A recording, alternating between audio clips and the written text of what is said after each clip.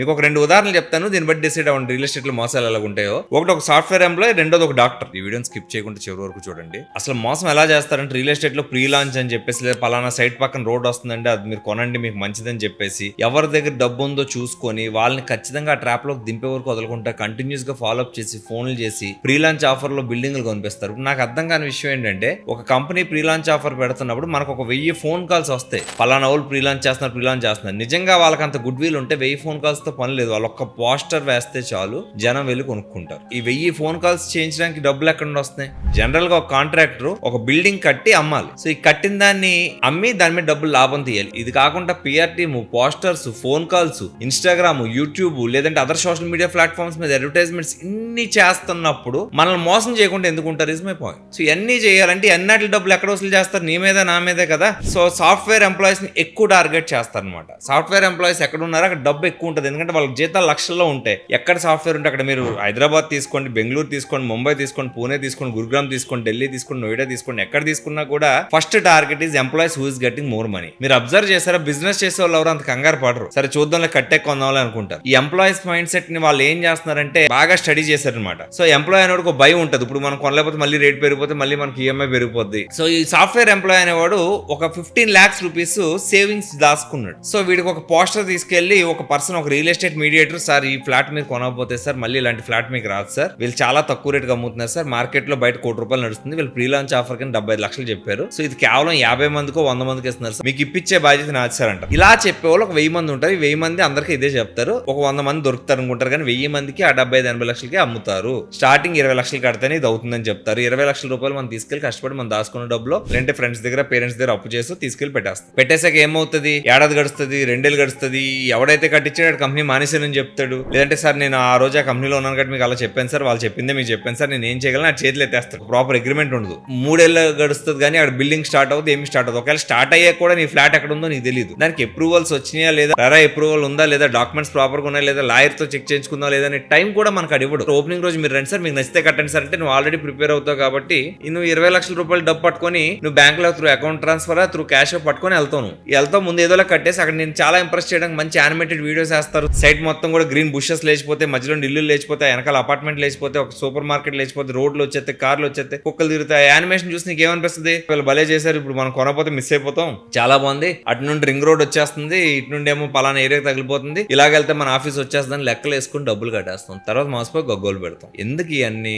రెడీగా ఉన్న అపార్ట్మెంట్ కొనుక్కుంటే ప్రీ లాంచ్ ఆఫర్లు తగ్గుతాయి కదా. చాలా మంది చేసే తప్పు ప్రీ లాంచ్ ఆఫర్ చూసి ఎగబడిపోయి కొనడం. అసలు ఎగబడి కొనడం మానేస్తే పెట్టేవాడు ఆఫర్ పెట్టడం మానేస్తాడు. మీరు చేసే తప్పే చాలా మంది మోసగలి. హైదరాబాద్ లో రోజుకు ఒక ప్రీ లాంచ్ ఆఫర్ మోసం జరుగుతుంది. ఓపెనింగ్ ఆఫర్ పెట్టారు, ఒక 50 కోట్లు 100 కోట్లు వెనకేసుకున్నారు, జంప్. లేదంటే 100 కోట్లు వెనకేసుకున్నారు, వాళ్ళు ఏదో లిటిగేషన్ ఇరుక్కున్నారు కాబట్టి కట్టట్లేదు, డబ్బులు చూస్తే వెనక్కి ఇవ్వట్లేదు. మనం ఇచ్చేటప్పుడు ఏం చేస్తాం? 20 లక్షలు 10 లక్షలు బయట ఇస్తాం, 10 లక్షలు బ్లాక్ ఇస్తాం. బ్లాక్ పోయినట్టే, బయటకి గ్యారంటీ లేదు, కట్టినప్పుడు ఇస్తామని చెప్తాడు. ప్రాపర్ అగ్రిమెంట్ ఉండదు. ఎంప్లాయీస్ యొక్క మైండ్ సెట్ ని ట్రాప్ చేయడానికి రియల్ ఎస్టేట్ లో వాళ్ళకి ట్రైనింగ్ ఇచ్చి 1000 మందిని రోడ్డు వదిలేస్తారు. ఏదోలాగా ట్రాప్ చేసి కొనిపించండి. మళ్ళీ కొనిపించిన వాడికి బోనస్లు, ఎలవెన్స్లు, చాలా ఎక్స్ట్రా డబ్బులు ఇస్తారు. ఎందుకు ఇస్తారు? ఇవన్నీ మోసం చేసే ఉద్దేశం లేకపోతే. నేనే అపార్ట్మెంట్ కట్టాలనుకున్నాను అనుకోండి, పలానా విజయబార్ లో పలానా అపార్ట్మెంట్ కడుతున్నాడు అనే ఒక అనౌన్స్మెంట్ ఇస్తాను, నచ్చినోడు వచ్చి కొంటాడు, నచ్చినోడు కొండు. నేను ముందుగా డబ్బులు ప్రిపేర్ చేసుకుని స్టార్ట్ చేస్తాను. 5,000 కోట్లు, 6,000 కోట్లు, 23 అంతస్తులు, 24 అంతస్తులు, 30 అంతస్తులు, ఒక్కో దిక్కున 50 నుంచి 1000 ఫ్లాట్లు కట్టే అపార్ట్మెంట్లు కట్టేసినప్పుడు మోసం చేయకుండా ఎందుకుంటారు? ఎవడో ఒకటి బకరా కాకుండా ఎందుకుంటాడు?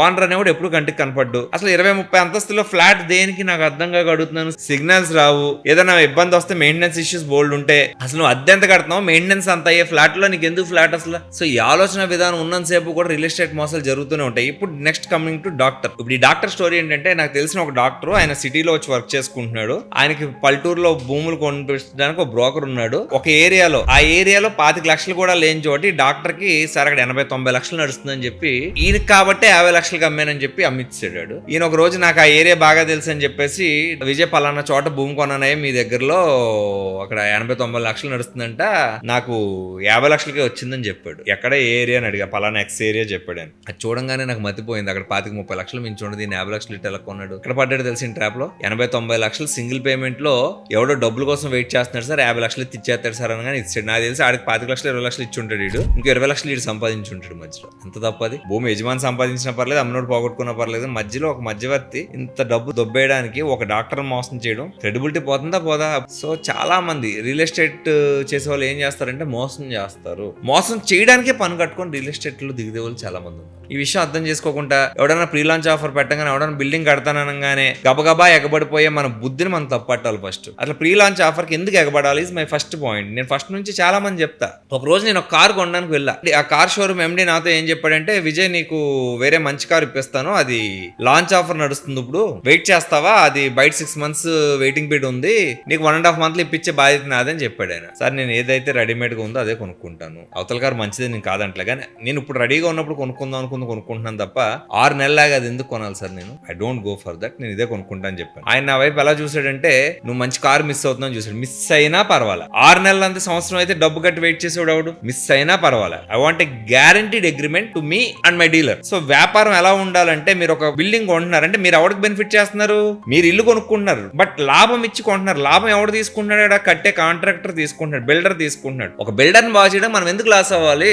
రెడీగా ఉందే కొనుక్కుందాం, కంప్లీట్ అయిందే కొనుక్కుందాం, లేదు 80% కంప్లీట్ అయింది ఇంక 20% పెండింగ్ ఉన్న ఫ్లాట్ చూసాం అదే కొనుక్కుందాం. ప్రీ లాంచ్ ఆఫర్ లో భూమి మీద స్తంభం లేని దానికి ఎందుకు కొంటున్నారు, మీరు సగం కట్టే ఆడి మీద ఎవడో కేసు అయితే అది 5 ఏళ్ళు ఆగిపోద్ది, అది కొనుక్కొని ఎందుకు నష్టపోవాలి. సాఫ్ట్వేర్ ఇంజనీర్లు ఎస్పెషల్లీ చేస్తున్న మిస్టేక్ ఇది. అసలు భూమి మీద స్తంభం కూడా లేని దానికి చిన్న గొయ్యి తవ్వే రోజు వెళ్ళి డబ్బులు కట్టాల్సిన పని ఎవరికి లేదనేది నా పాయింట్. సో ఏదైనా రెప్యూటెడ్ బిల్డర్ అయితే ఖచ్చితంగా ఈ బిల్డర్ కి ఇప్పుడు దాకా నేమ్ సేక్ గానీ ఎటువంటి రెప్యుటేషన్ సేక్ గానీ చిన్న కంప్లైంట్ లేదని నువ్వు నమ్మితే అప్పుడు you can go for that. మీరు ఈ వీడియో చూసిన ఎవరైనా కూడా రియల్ ఎస్టేట్ లో ప్రీ లాంచ్ ఆఫర్లకి ఎగబడకండి. ఎప్పుడైతే రెడీగా ఉందో అదే కొనండి. అట్లీస్ట్ 80% రెడీగా ఉన్న ఫ్లాట్ కి పెట్టుబడి పెట్టండి. 80% కూడా కాంట్రాక్టర్ డబ్బులు పెట్టుకుంటే మన డబ్బులు దొబ్బడం ఏంటి, ఆడొక ప్రాజెక్ట్ లోన్ తెచ్చుకొని ఒక 70-80% పూర్తి చేయాలిగా. సో 80% కూడా పెట్టుకుంటే ఆయన ఎందుకు డబ్బు నోట్ చేయాలి, మీరు ఎవడో బిల్డర్ ని ఎవడో కాంట్రాక్టర్ డబ్బు నోట్ చేయడానికి మీ డబ్బులు పోగొట్టుకోవాలా, ఒకసారి ఆలోచించండి.